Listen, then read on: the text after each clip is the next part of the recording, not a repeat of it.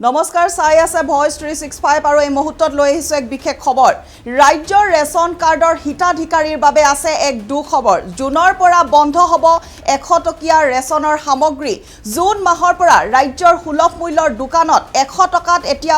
নাপাব ডাইল চেনি আৰু নিমখৰ যোগান অনিৰ্দিষ্ট কাললৈ বন্ধ থাকিব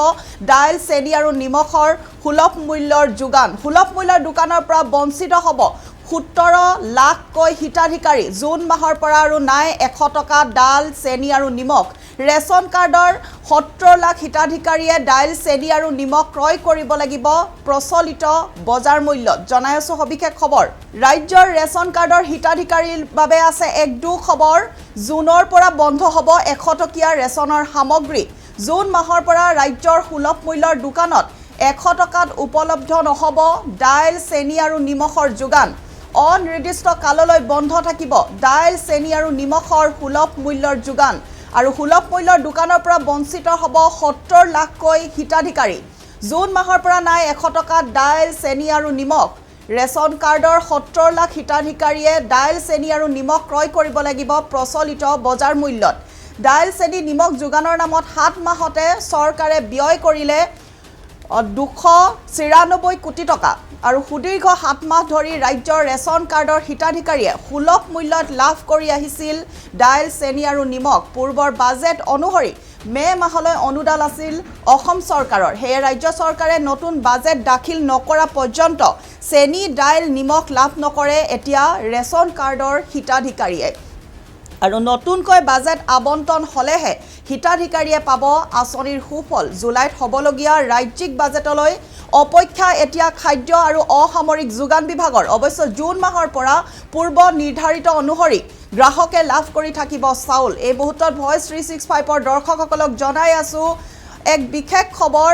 লাখ লাখ ৰেচন কাৰ্ডৰ হিতাধিকাৰীৰ বাবে আচলতে এয়া এক দুখবৰ কাৰণ জুনৰ পৰা বন্ধ হ'ব 100 টকীয়া ৰেচনৰ সামগ্ৰী জুন মাহৰ পৰা ৰাজ্যৰ সুলভ মূল্যৰ দোকানত 100 টকাত আৰু এতিয়া নাপাব ডাইল চেনি আৰু নিমখৰ যোগান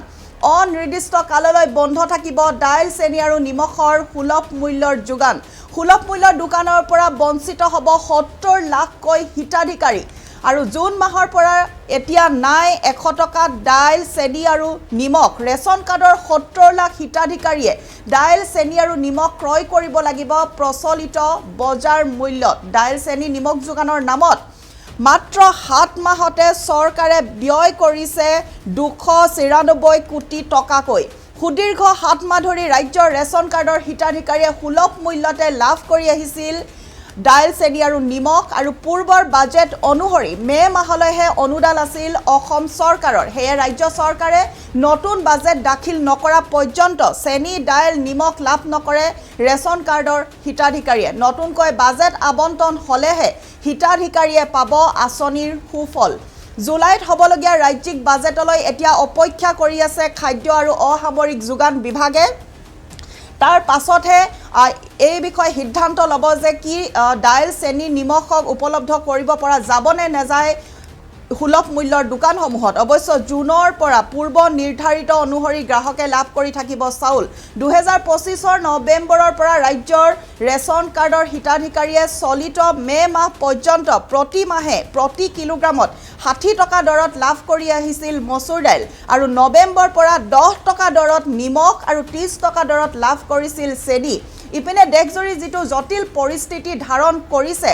বজাৰ ব্যৱস্থাই তেনেস্থলত বাজেটত আঁচনিখন কেনেদৰে গ্ৰহণ কৰে তাৰ ওপৰত এতিয়া দৃষ্টি নিবদ্ধ হৈ আছে সকলোৰে